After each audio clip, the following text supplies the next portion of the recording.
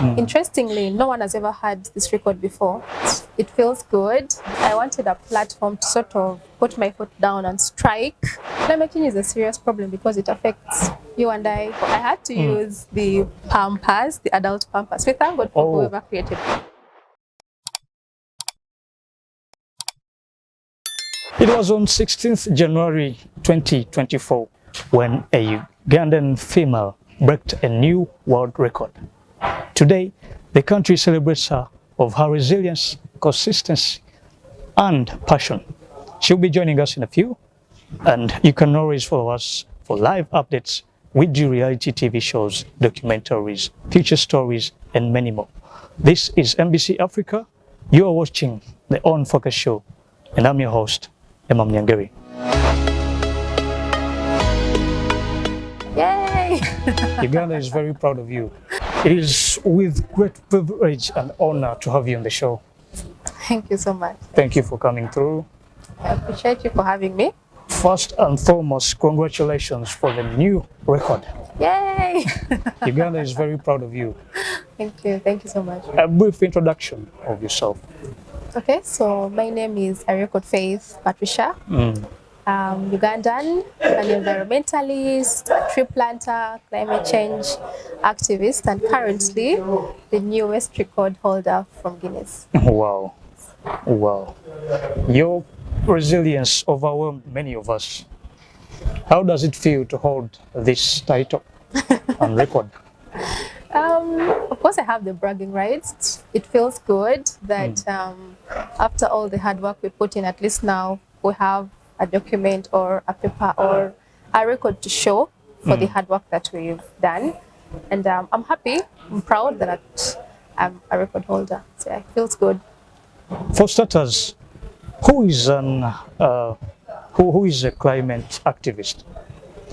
A climate change activist is anyone who is acknowledging the fact that the climate in the world right now is changing so fast. Unfortunately for us, it's not changing for the good, but for the bad. So an activist is anybody that comes up to speak or act or advise, whatever you can do in the climate change space, to do something in order to sort of to counter the climate change that is happening and then try to make our world a better place. Okay. Yes. And in this climate change, what do you mainly focus on? So climate change has a lot of, blocks that you can pick a leaf from. So for me, it's planting trees. I believe that trees are the greatest, the cheapest ways that we can fight climate change. So that is why I'm planting trees, and that is my thing, tree planting. Tree planting. And I've also seen you, the founder of Faith in Trees. Yes, I am the founder. It's your organization. Yes. How did you think about being a climate change activist? And why trees? For me, it was really easy. Growing up, I started planting trees when I was 12 for fun with, for example, my dad. He's one of the biggest tree planters I personally have a privilege to know. So when you grow up and then this is sort of the background that you've had, when it now reaches a time for you to find something to do, it's easy to go back to the journey that you've had. So for me, that was planting trees. So it was very easy for me to say, I'm going to plant trees, and started off Faith in Trees in an effort to keep the tree planting alive. So how did this whole idea and the quest to break this record come about? You see, tree planting, or in whatever work that you do, it's very important to acknowledge that you can't do everything alone. So now, how many trees, for example, can I plant as an individual? And then if I was to join hands with 2 other people or 10 other people, what difference would it make? So for me, I wanted a platform to sort of put my foot down and strike and forcefully pull people's attention towards trees, so we can get the conversation going and eventually transform those conversations into actions, which is planting trees for this case. As an activist, why do you think climate change is a serious problem? Climate change is a serious problem because it affects you and I, whether you believe it or you don't. the figures or the statistics speak for themselves. The food scarcity in the world right now, people are starving because of food, for example, the lack of water, the floods that keep happening, the droughts, the famines. These are, to an extent, are natural occurrences, but not to the extent at which they're happening right now. Right now, they are happening so fast and too rapidly, too disastrous, if I may say, and it's definitely a problem because I see it with my eyes, and I think it's important for us to act very, very fast to curb the situation. So take us through this journey of embracing this cause and trying to attempt this record. So, of course, for Guinness, you have to start by applying. So you send in your application and you wait for them to verify or allow you the permission to attempt. So I did the first attempt on 8th December 2023. It was a good attempt. We did 13 hours. Interestingly, no one has ever had this record before. People have attempted before, but for some reason or another, they haven't really got the record.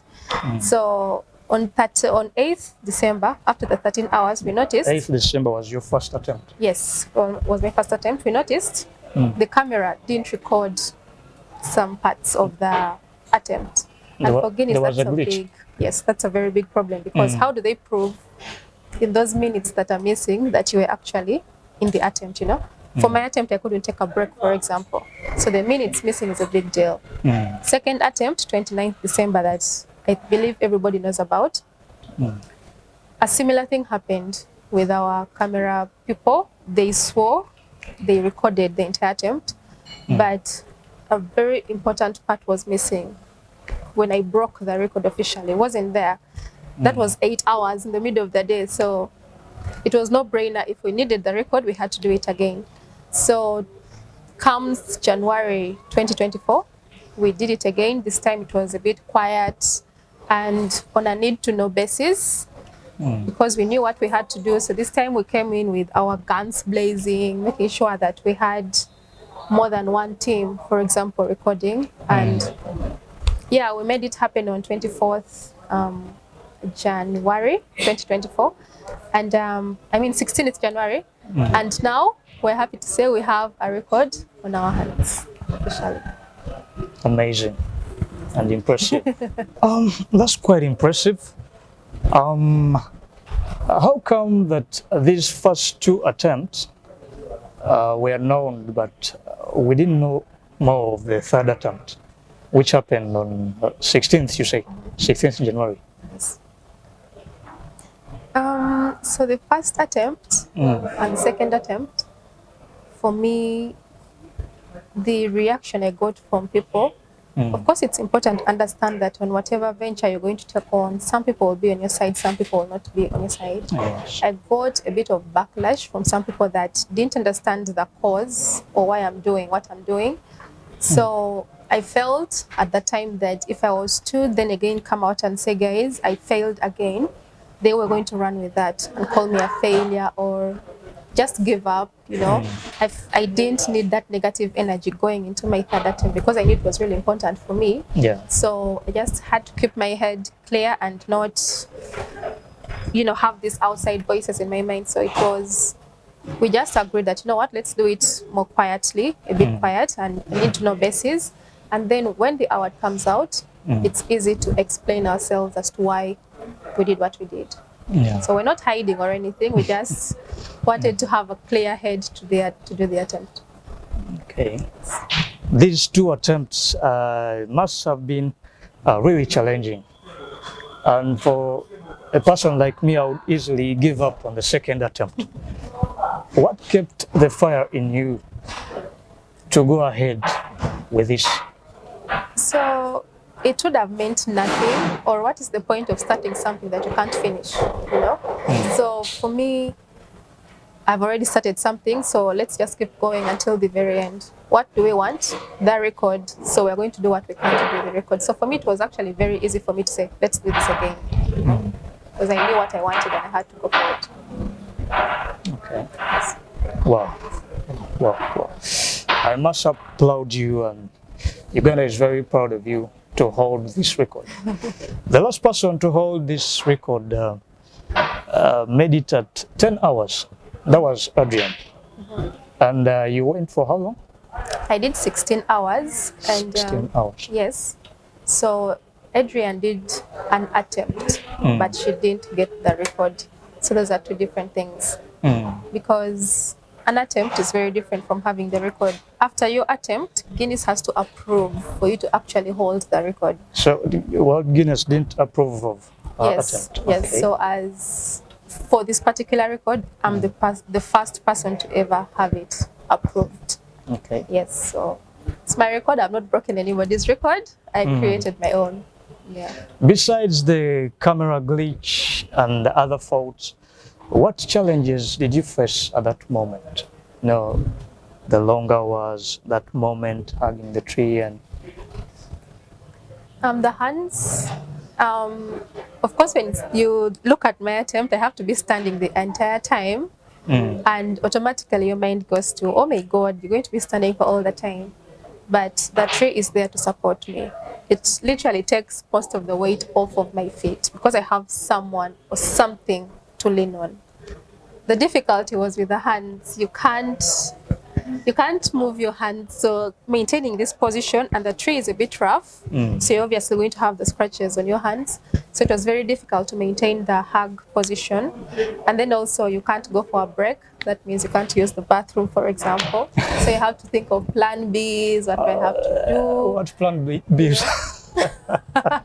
So I actually talked about this before. I had to use the Pampers, the adult Pampers. We thank God for whoever created them. Oh my God. I had to use the adult Pampers, not one. They were very long hours. So it was very uncomfortable because you can imagine it's not natural for a grown-up to ease yourself in front of people. But I had to do it and make it seem like nothing is happening.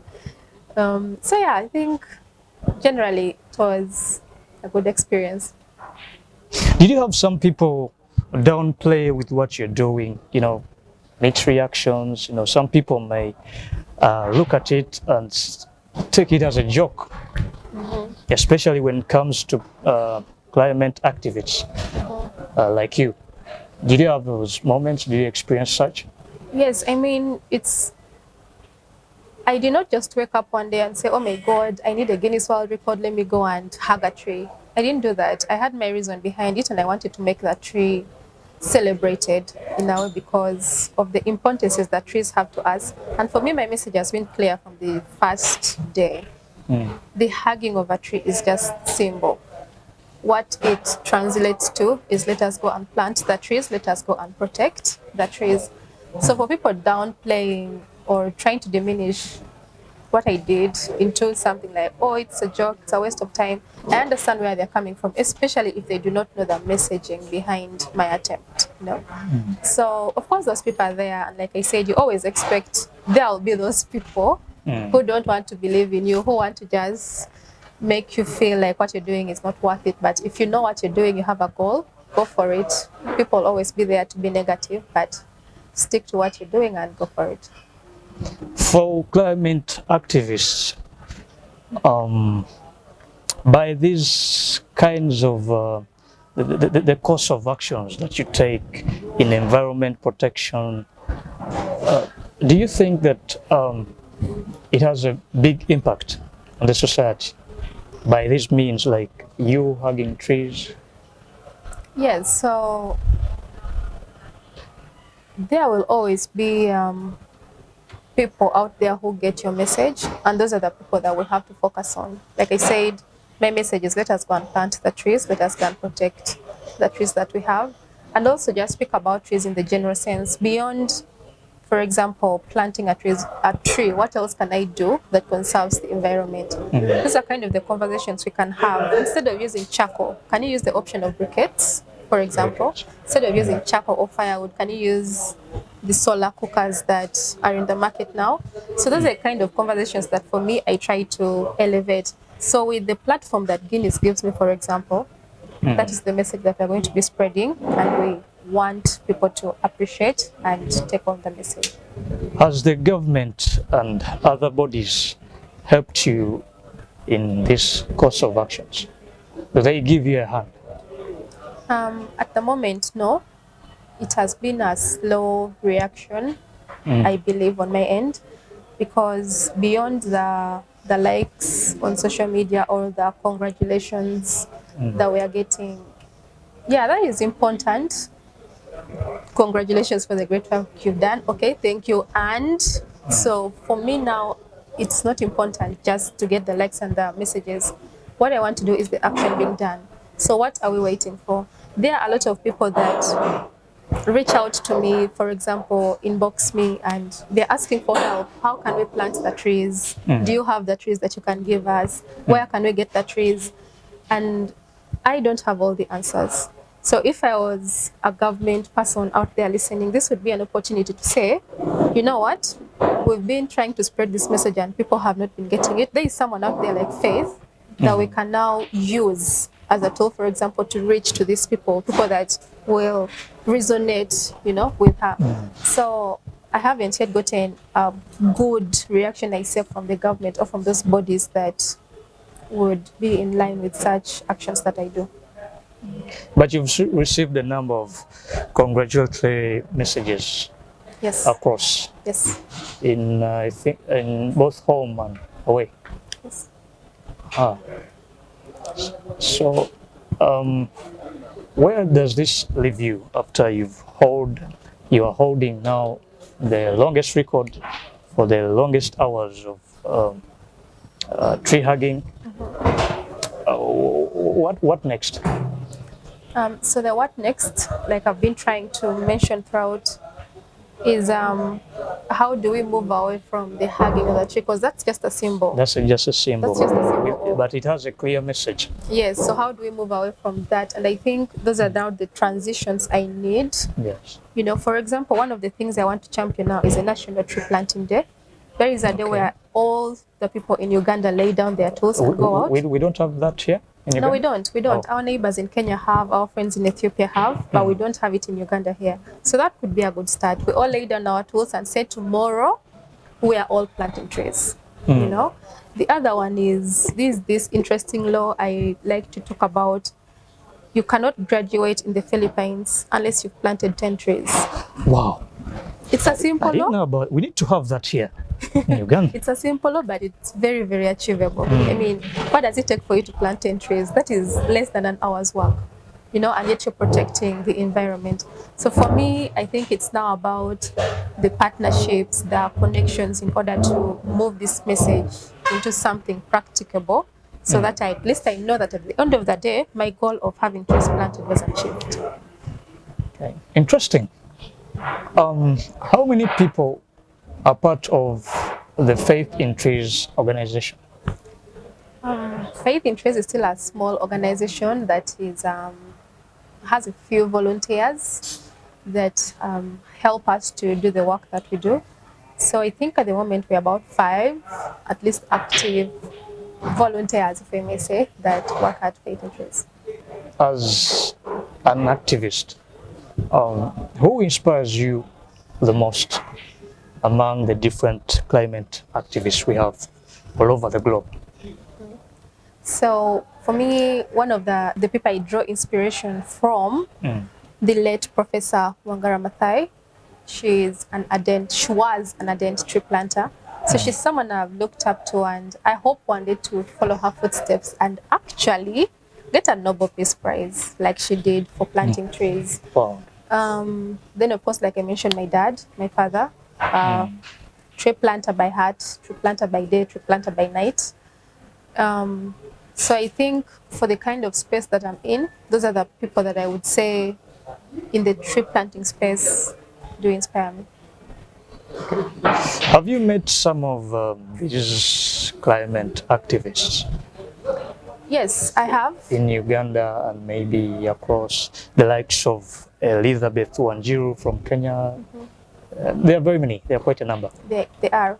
So I do have friends, because the work that we do, you can't do it alone. You need to have this community of people that sort of back you. It is a collective effort. Yes, yes. So I'm in touch with some or most of them. We talk here and there. So yeah. Where do you see yourself 5 years from now? 5 years from now, I hope then that we have Faith in Trees move from this grassroots sort of initiative to something global. We should be able to say faith in trees from whichever part of the world you're in, and we all understand what you mean. We should have the faith in trees. So I see myself growing faith in trees into a global initiative. I hope that we have a national tree planting day in Uganda and across. It's a good idea. It's a very good idea. Do you ever imagine waking up one day and you are part of the UN climate summit or conference, or waking up one day and you are in a New Times magazine?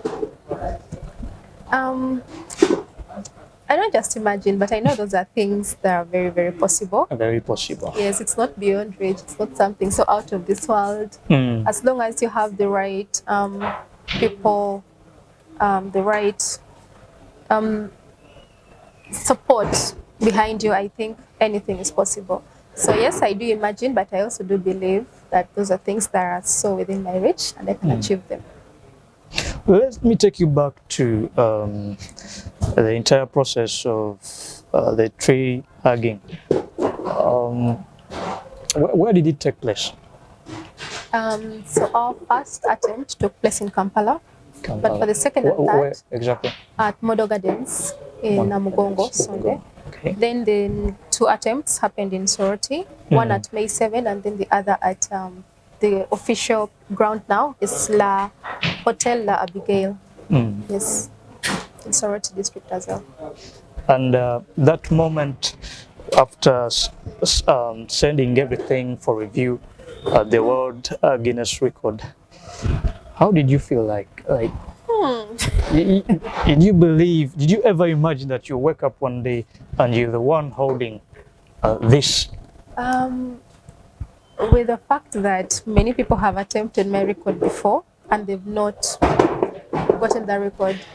So, of course, for me, I didn't know what I was doing right at that time because what did they do wrong? I do not know. They all hugged trees but didn't get their records. So it's so hard to know.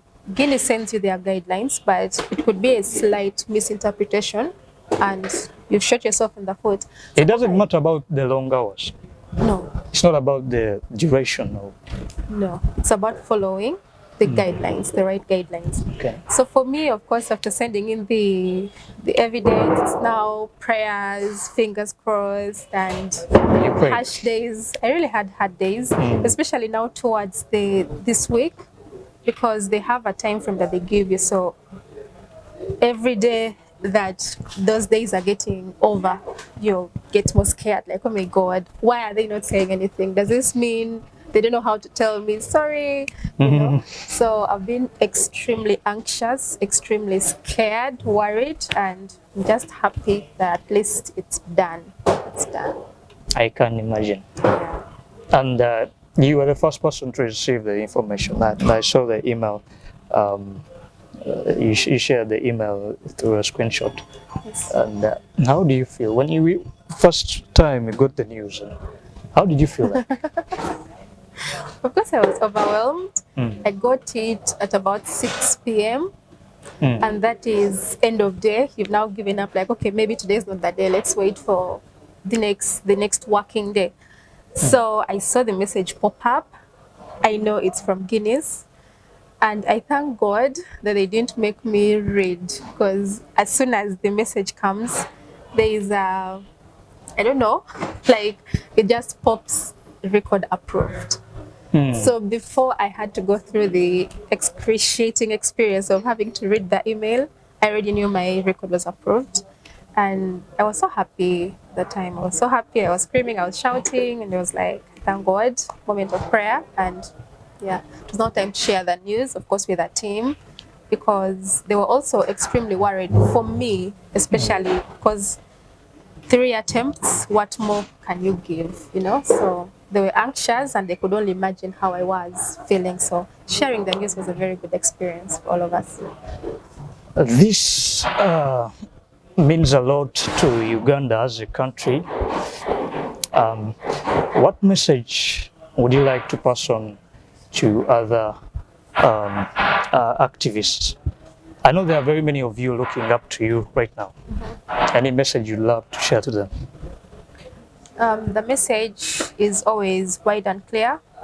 Wherever you are, however you are, you can always start somewhere and do what you can do, because it's these little actions that we all do. What do you do? What do I do? What does the next person do? And collectively, those are the things that move our climate change journey or movement forward. So thank you for the work you're doing, fellow activists.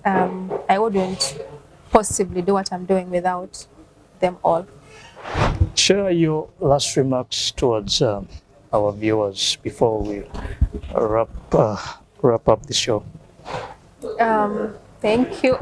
Thank you so much for the support. The support has been overwhelming from the time we started the attempt till we finally got the record.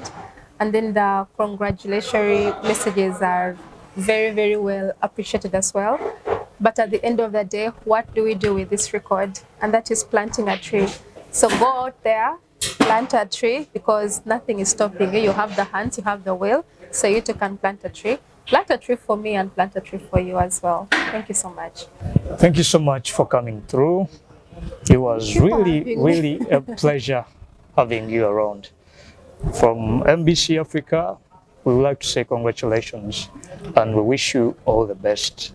And we're looking forward to see you in bigger places and, you know, having a big impact and achieving all your goals. Ariokot Faith Patricia is our guest today, and she's the founder of Faith in Trees, an organization that she started, and the current holder of the World Guinness record. Isn't that amazing? Isn't that really interesting?